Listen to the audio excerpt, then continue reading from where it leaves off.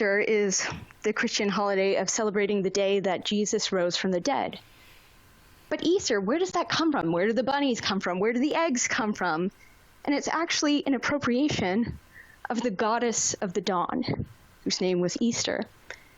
And it's really a fantastic example of queering when this goddess's name was rendered totally meaningless and emptied out of all meaning.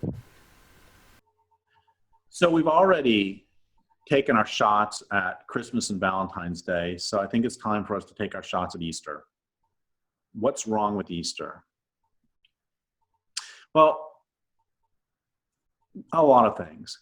And I want to start with a story from when I was a kid. I was raised a Seventh-day Adventist, and I remember when I was, 7, 8, 9, somewhere in there, thinking how extraordinary it was. Well, the way I put this is that I got the wrong end of the logical stick.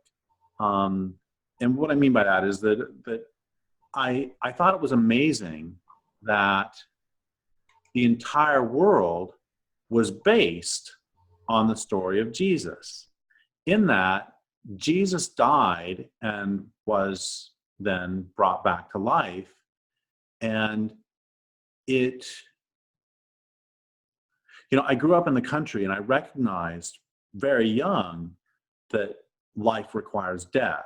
And so I thought it was extraordinary that the entire world was based on the Jesus story of death and rebirth, that you have some creature die so another can eat that creature and live, or you plant seeds and then they sort of die, they stand aground for a while and come up. And of course, in retrospect, I find it extremely cute and endearing, because I had the entire thing backwards, that the story of Jesus was in fact based on life, that any good myth has to take some reality and then turn that into a story. If it doesn't match reality on some level, then it won't last.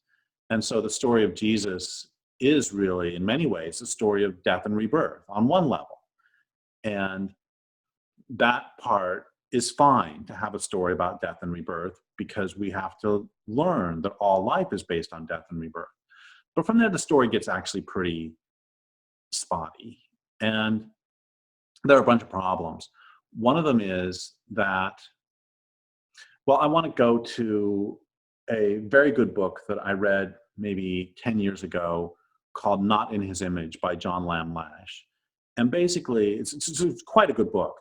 And what his central analysis is to ask, so what are some of the unique attributes of Jesus's preachings, and what are the implications of them? And he'll start by talking about how, clearly the Old Testament God is just a nasty, abusive, mean-spirited, jealous. Basically, the Old Testament God is a classic description of an abusive patriarchal male. He's the abusive father. And so then Jesus, some of the things that Jesus talks about are the importance of forgiving one's, and of turning the other cheek, that even if someone hits you, you're supposed to let them hit you again, and then hit you again, and then hit you again. And I believe it was unto 70 times 7 times or something. It's 490. I believe that's in there somewhere. Might not be. You're also supposed to forgive everyone who does anything to you. And you're also supposed to love your enemies, by which is meant love those who do great harm to you.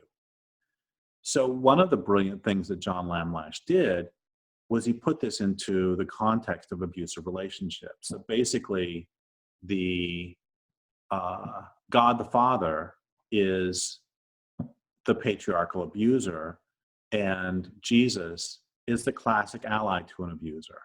Because everything that Jesus said is what is said to every woman who is attempting to leave her abusive husband.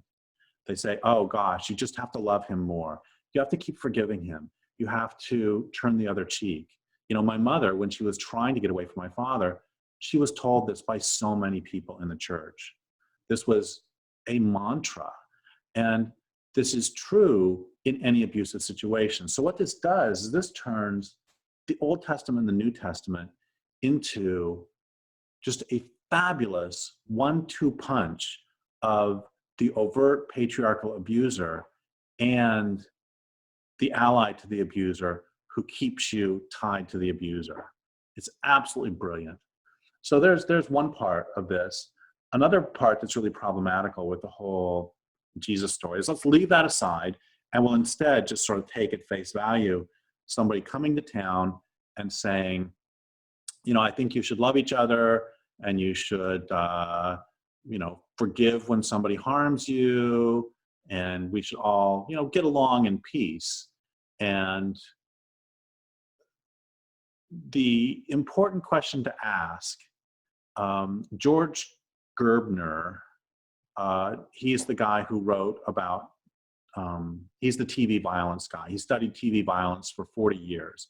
When people say, oh gosh, there's so much violence on television, they're doing his studies. And he studied what happens, how many acts of violence there are for 40 years. And brilliant stuff. But he told me, I interviewed him back in the 90s, a really good interview, he's great. And one of the things he said to me is that almost everybody misinterprets his data. That yes, there's a lot of violence on television, that's all very important, but that's not the real point. The real point is always who does what to whom. And so, for example, you get somebody like Bruce Willis is playing a cop, he can kill 55 people in the first 7 minutes, and that's fine. And what that's teaching us is that white males, especially white males who are cops, can commit violence with impunity. It's okay. On the other hand, if there's a woman who commits an act of violence in a movie, this is changing some as with women cops, but if there's a normal woman in a story, if she commits an act of violence, the entire story has to be about how would she come to commit this terrible act of violence. And he called this casting in fate, which is forget the other elements of the story. The question is who does what to whom, what happens. So if you think about the Jesus story in terms of casting in fate, it's, okay, so somebody comes to town, and forget the sort of larger metaphor. Somebody comes in the death and rebirth bit, but somebody comes to town and he's saying, hey, I think we should all treat each other nice, and let's all be nice to each other, and let's all love each other, and let's forgive people when they do something bad to you. What happens to somebody who does that? They get killed. That's another real lesson of the story of Jesus, is come to us and talk about love, and we're going to kill you. And then within about 100 years, we will form a religion that will be killing each other in your name. So that's the real lesson of the story of Jesus as well. And there's another part of the story of Jesus too. And I don't remember if I got this from feminists or from John Lamb Latch, and probably from both. But another problematical part of the story of Jesus, and one of the lines they reference is, suffer the children to come unto me. And one of the things that is happening here is, so we know that Jesus is reborn on Sunday, and that's the point of Easter in some ways, is to, the resurrection. And the interesting thing, well, I'm going to back up. Let's put a little pause there, and we're going to talk about, for a second, Peggy Reeves Sanday. And she talks about, she's an anthropologist who talks about the characteristics of high rape cultures and low rape cultures. And one of the characteristics of a high rape culture is it's highly militarized, pretty obvious. Another characteristic of a high rape culture is that women are generally devalued compared to men, pretty obvious.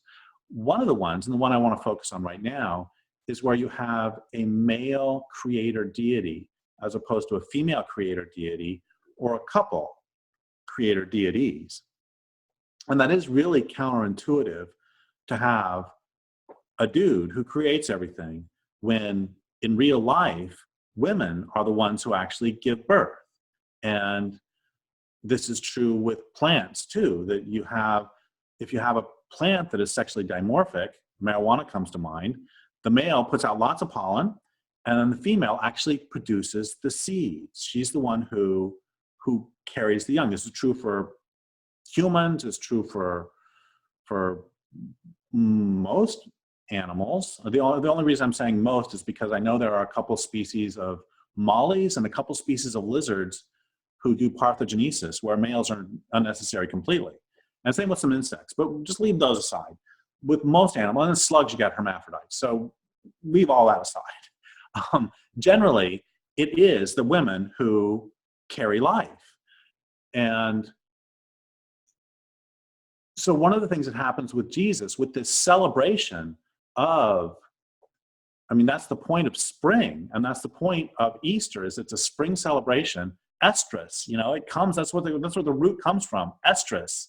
But I'm sorry, what's missing in this story? We have a guy who dies and then is reborn, and he's a guy.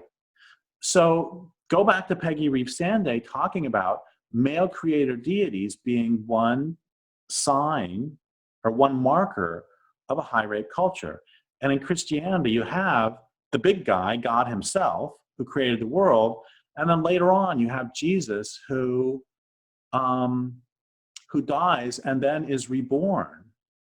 And so both of those are male. So it's very much, that's another bad lesson that's being taught there. And then I want to add too, there's another problem with the Jesus story as well. And this has offended me for a long, long time, which is, it is set up in the entire Old Testament that God set these rules out, but humans are so sinful that none of us can actually obey all those rules all the time, and we will all sin. All humans are sinful. So that's kind of a depressing lesson right there, and kind of it's a classic setting up for failure. He creates these rules, and this is classic abuser too, creates these rules, some of which are quite arbitrary. Like, why do you not do anything from Friday afternoon to Saturday afternoon? Why is that the Sabbath? Why exactly can I not eat clams?